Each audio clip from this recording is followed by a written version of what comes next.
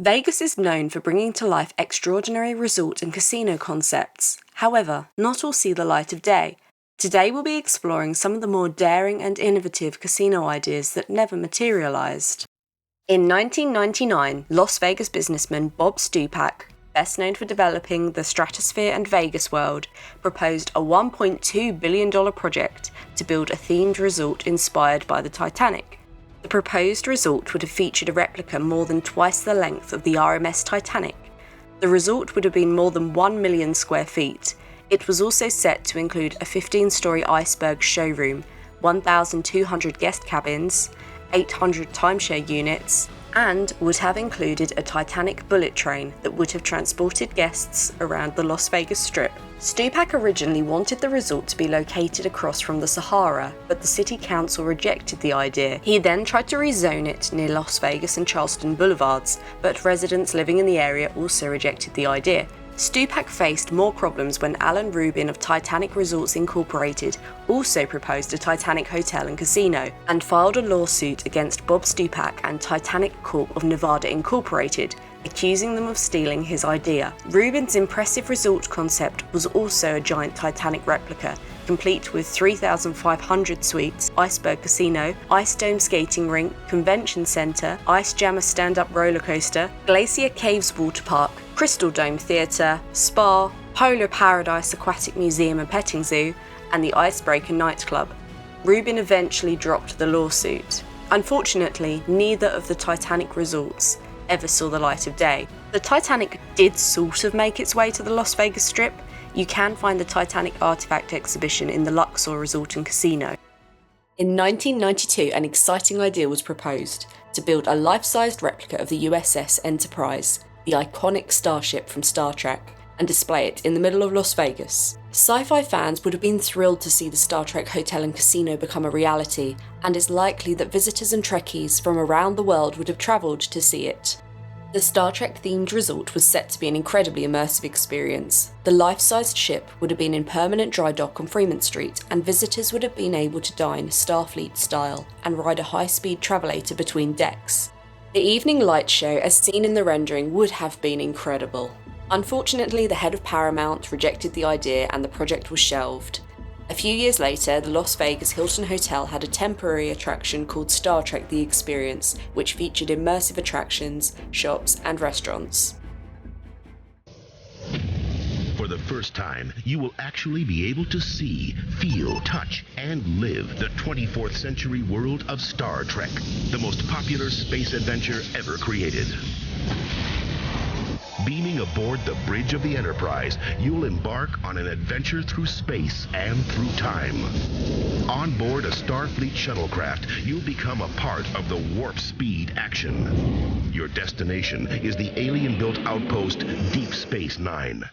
There, the fun continues on the promenade with the galaxy's finest dining, a universe of shopping for every taste, and your chance to enjoy tomorrow's most amazing games today. Make your plans to be among the first in the galaxy to beam up to 24th century adventure. In 1997, Linda McMahon, former CEO of WWF, now known as WWE, proposed a wrestling-themed hotel and casino on the site of the former Debbie Reynolds Hotel in Las Vegas. She acquired the 193-room complex at a bankruptcy auction after Debbie Reynolds failed to make the property profitable. The plans for the hotel and casino required $100 million for remodeling, and it would feature live wrestling matches as entertainment, and give guests the opportunity to stay in rooms themed after their favourite wrestlers, such as The Rock. The Debbie Reynolds Resort was stripped and prepared for demolition. Before demolition could take place, WWF shelved the project, citing the site being too small. They were also unhappy with the parking area and location. WWF did consider alternative locations for their themed casino, but eventually abandoned the concept altogether as the project was deemed financially unviable. In the year 2000, the property was sold for $11.2 million and made a small profit. Today, the site is a parking lot. Founded back in 1903, Harley-Davidson is a brand that has stood the test of time. In Las Vegas, you can purchase your own Harley-Davidson motorcycle right on the Las Vegas Strip. And if that wasn't enough, Harley-Davidson intended to capitalize on their success in Vegas, and at one point considered expanding into the hotel and casino industry. Concept art was created for the project, featuring 2 hotel towers designed to resemble giant exhaust pipes on either side of the main building, which would house a casino, restaurants, entertainment, and Harley-Davidson merchandise. The project never came to fruition, but from the years 1997 to 2016, fans could visit the Harley-Davidson Cafe on the Las Vegas Strip, but now fans will have to make do with just the store.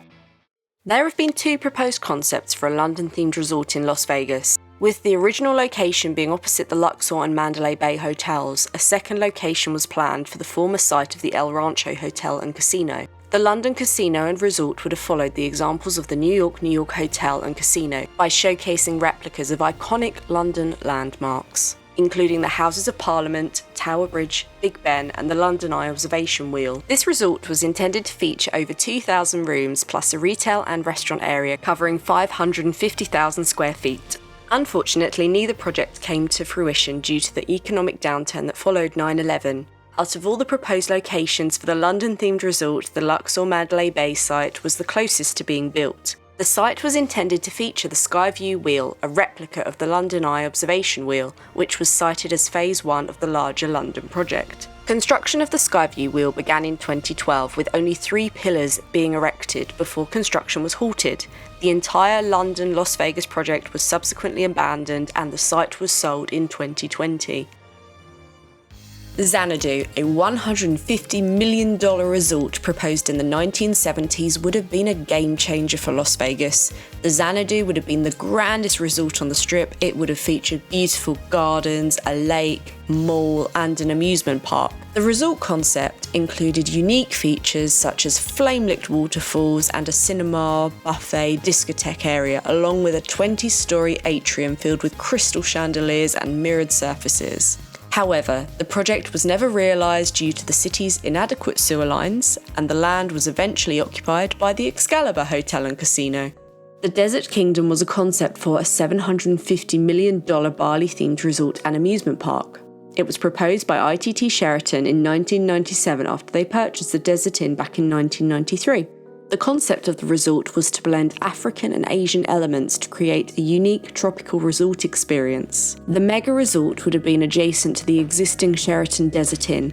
Concepts featured a 135,000 square feet casino, 3,500 hotel rooms, 9 restaurants, and various family-friendly attractions, including a theme park and riverboat ride flowing beneath the casino and onto the lagoon for a nighttime water show surrounded by tiki torches. The resort also had planned for a $50 million expansion to the Desert Inn, including the addition of another hotel tower. However, the plans were never realised as ITT Sheraton decided to purchase Caesar's Palace instead. The land was eventually sold and the Wynn Las Vegas was built on the spot where Desert Kingdom was proposed to be built. And there you have it. Today we only scratched the surface of the many failed Vegas concepts that never saw the light of day. Some of the other notable ideas are on the screen now. It's fascinating to imagine what these resorts could have added to the vibrant tapestry of Las Vegas. So which of these cool concepts would you have loved to experience? Let me know down in the comments. I'm really curious to see which one sparks your imagination. If you enjoyed watching, be sure to give this video a thumbs up and don't forget to subscribe for more deep dives into other wild and wonderful attractions. Thanks for watching!